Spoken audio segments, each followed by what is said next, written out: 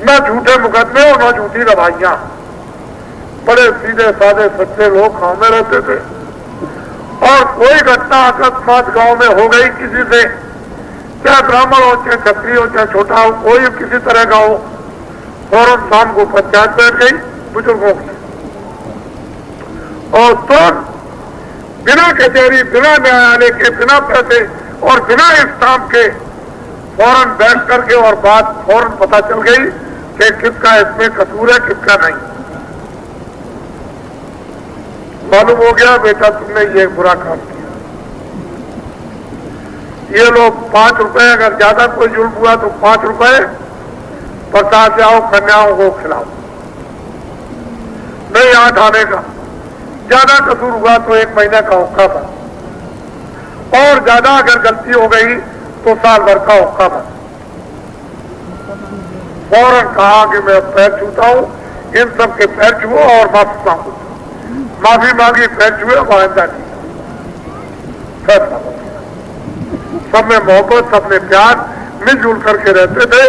चाहे कोई भी गांव की घटना हो, ब्याह की हो, शादी की हो, मरीज हो, सब लोग उसके दरवाजे पर। तीज त्योहार में सब मैंने जमाना होश में देखा और 30 साल सत्याग्रह देखा। 30 साल पूरा सत्याग्रह देखा, स्पीचें सुनी, व्याख्यान सुने, लेक्चर सुने। ये बताया गया कि अंग्रेज हैं, ये जमींदार हैं, ये राजे हैं, ये बड़े दुराचारी हैं, बड़े अत्याचारी हैं और बड़े ये, और इस तरह से ये सब हमने सुना। 30 साल सत्याग्रह और उसके बाद 48 में आजादी भारत को मिल गई। तो उस आजादी में न रेडियो का योगदान न अखबारों का। ये जो भूम द्योतक बैठे हुए सब योगदान इन्हीं का। हमने पूरा जमाना देखा और ये योगदान न अखबार न रेडियो, ये भूम द्योतक। 48 में आजादी मिल गई, कचहरी मिल गई, अधिकारी मिल गए, फौज मिल गई, खजाना मिल गया, ये मिल गया, कागज पत्र मिल गए, छात्र मिल गए, काश्तकार मिल गए, दुकानदार मिल गए, फैक्ट्रियां मिल गई, सारा सामान आपको मिल गया। अब मैं आप सबसे पूछना चाहता हूं कि ये सब सामान मिल गया और आप क्या लेक्चरों में कहते थे, देश मेरा है, भूमि मेरी है, हम सबको निकाल देंगे, आजाद हो जाएंगे और ये करेंगे, सब मेरा है, ये रामायण मेरी है और सीता मेरी। ये सब बड़े बड़े लंबे चौड़े भाषण सुने, हम भी देख के सुनते रहे। ये सब 48 में आजादी मिल गई। तो मैं आपसे ये पूछना चाहता हूं कि अब आप ये काम क्यों करते? बच्चों को मारना, छात्रों को मारना, स्कूल जला देना, कारखाने जला देना, दुकानदारों को मार डालना, दफ्तर जला देना, कर्मचारी अधिकारी मारना, इनको मारना, काश्तकारों को मारना, मजदूरों को मारना, रेल को जला देना, बसों को जला देना, इनको जला देना, उनको जला देना और अनाज को जला देना। अब आप ये काम क्यों करते? मैं आपसे, इससे ये पता चलता है कि आपका देश में आपके कारखाने नहीं है, आपके दफ्तर नहीं है, आपके छात्र नहीं है, आपके स्कूल नहीं है, आप मतलब ये रामायण नहीं, न गीता नहीं है, आपके ये काश्तकार नहीं है। इससे तो ये मालूम होता है कि आपके कुछ है ही नहीं। अब आपने ये काम क्यों किया? मुझे ये बताइए। 40 सालों को मुझे देखते देखते हो गई।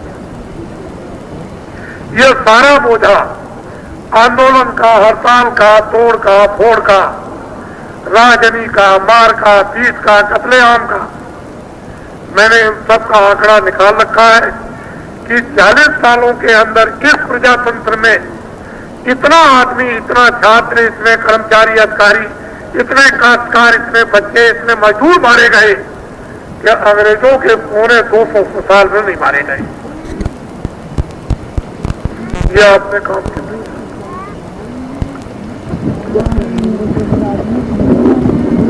सब देश आपका हो गया, फौज आपकी हो गई, खजाना आपका हो गया, कारखाने आपके हो गए, खेती आपकी हो गई, ये सब चीजें आपकी, बच्चे आपके हो गए, स्कूल आपकी, आप ये काम क्यों करते कराते हो? मैं सोचते सोचते जब मैं ये उपदेश कर रहा था कि भजन करो, भजन करो, आत्मा का कल्याण करो, भजन करो, अच्छे आदमी बनो, अच्छे इंसान बन जाओ, तुम मेहनत करो, मतलब ईमानदार रहो, तो ये चिल्लाते हैं कि मुझसे नहीं तो भजन क्यों नहीं कर सकते? झूठे मुकदमे भी चल रहे हैं। हमारा घर लूट गया, हमारी खेती चली गई, हमारे बच्चे मार दिए गए, हमारा कारखाना जला दिया, हमारे दफ्तर को तोड़ दिया, हमारी स्त्री मारी गई, बच्चा मारा गया, हमारा पति मार दिया गया, हमसे भजन नहीं होगा। अब ये सब चिल्लाते चिल्लाते चिल्लाते मैंने सोचा कि शायद उत्तरी प्रदेश में घटना होती हो, तो बाबा जी ने सर्वे को करने के लिए 4 फरवरी सन 86 को एक काफिले की घोषणा की कि एक काफिला निकलेगा सर्वे करने के लिए, वो 12 प्रांतों में जाएगा। उसकी घोषणा हुई 12 प्रांत और 90 दिन चलेगा। 90 उसके पड़ाव पड़ेंगे, 90 दिन होंगे, 10,000 किलोमीटर की यात्रा होगी। आप लोग जल्दी से तैयार हो जाओ। 4 फरवरी को ये मथुरा से चला 86 में, और ये मथुरा से चला, पूरब में इधर गया, फिर बिहार गया, फिर बंगाल गया, फिर आसाम गया, कुछ हिस्सा मेघालय, कुछ हिस्सा नागालैंड, फिर ये आपके उड़ीसा गया, और फिर मध्य प्रदेश गया, महाराष्ट्र गया, और गुजरात गया, और राजस्थान गया, और हरियाणा। 4 मई को मथुरा में वापस आ गया, 90 दिन पूरे। मेरे साथ 675 आदमी थे। फिर मुझे एक आदेश हुआ कि अभी पूरा सर्वे नहीं हुआ है, एक दूसरा काफिला और निकाल दो। तो दूसरे काफिले की एक घोषणा हुई कि वो 26/12/87 को 26/12/86 को चलेगा, 26/12/86 को चलेगा। और वो काफिले की तैयारी हुई और 26/12/86 को मथुरा से चला। उसका 27-28 को अयोध्या में सरजू जी के किनारे इतना आदमी इकट्ठा हुआ सरजू जी के किनारे अयोध्या में कि दोनों मेले पीछे हो गए।